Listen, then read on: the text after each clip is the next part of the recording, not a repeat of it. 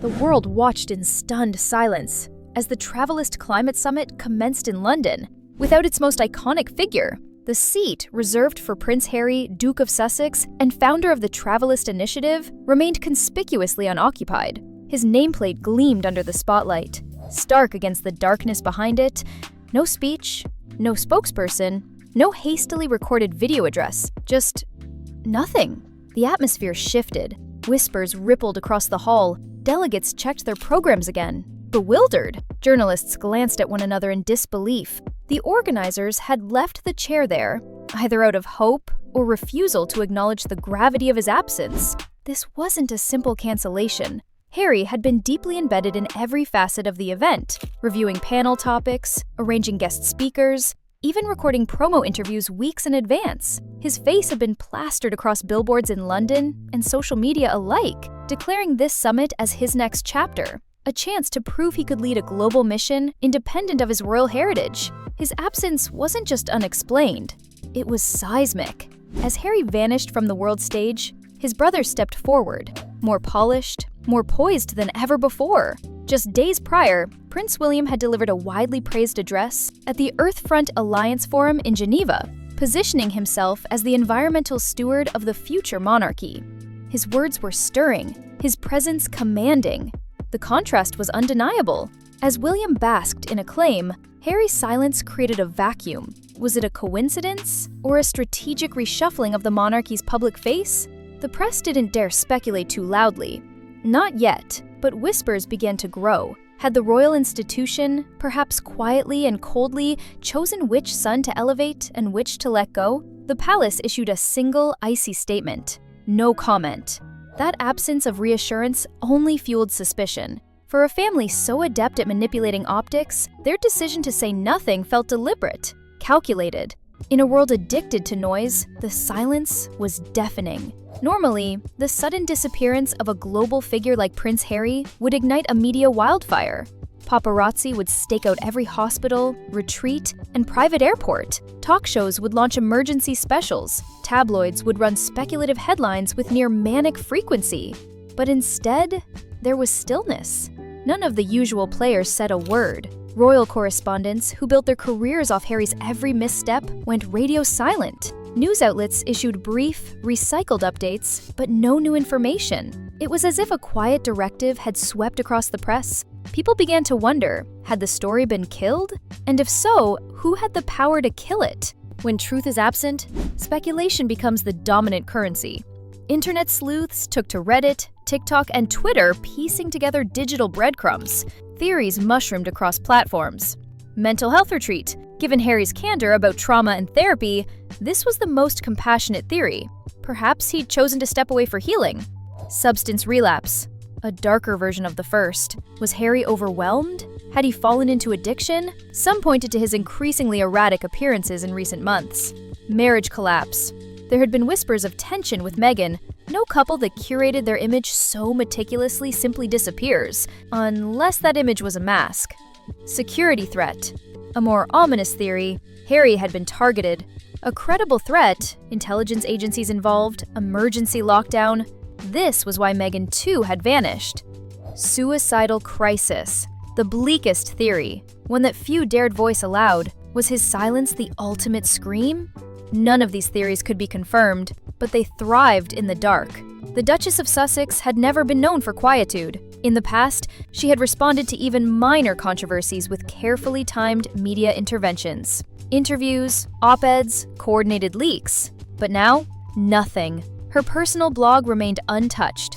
Her normally vibrant Instagram presence was erased. Archewell's updates ceased. Her friends, usually quick to issue statements on her behalf, claimed to know nothing. Some had reportedly lost contact entirely. This wasn't just discretion. This was a shutdown.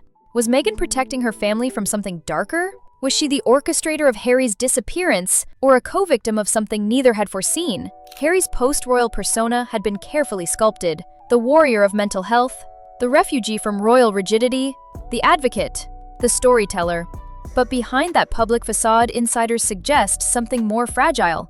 One source close to the couple mentioned a growing restlessness. Harry, despite his memoir's catharsis, hadn't found peace. His causes were genuine, but his joy, they said, was fleeting. He was a man in search of an identity he could never seem to own. Had he simply reached the end of himself?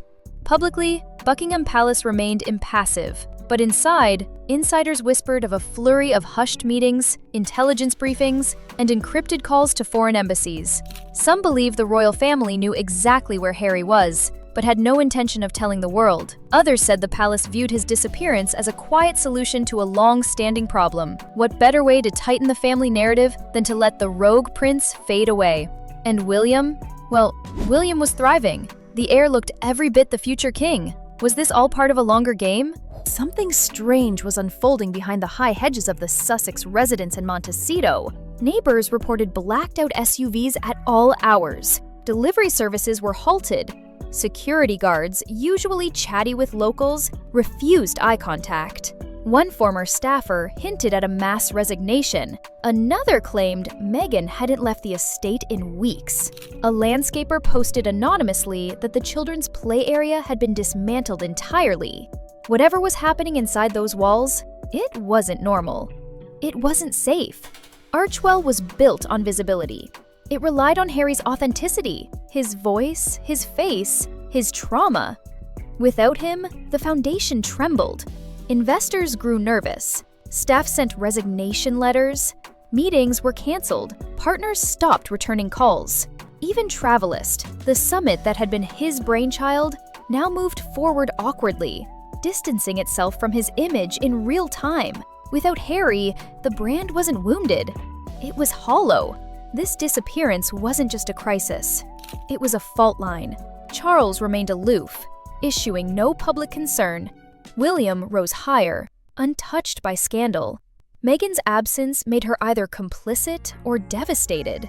And the children, Harry and Meghan's most guarded priority, were unseen, unheard. Were they in hiding? Had they been taken elsewhere? This wasn't just a personal crisis. This was a royal implosion. What began as curiosity became a cultural obsession. Candlelight vigils sprang up in London, New York, and Sydney. Conspiracy channels went viral.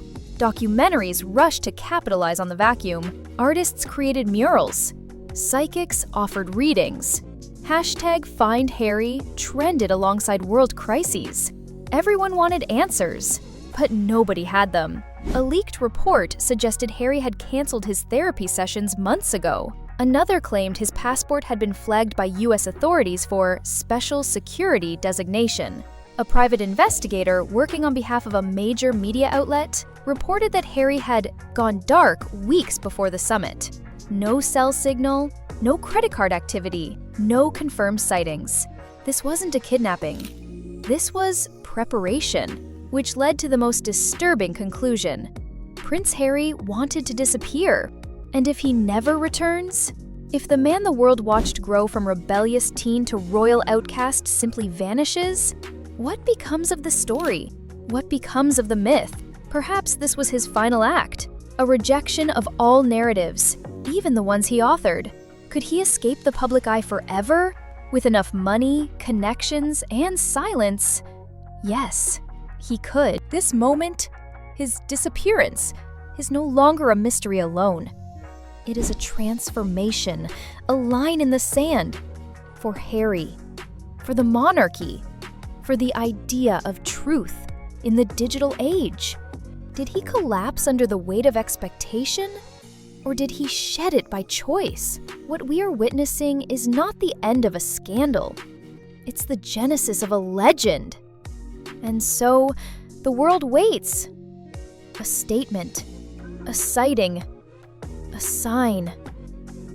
But most of all, we wait for the man who once demanded to be heard, and now chooses silence as his final message. Where is Prince Harry? And will he ever let us know? Because silence, like time, has a way of revealing everything. Eventually,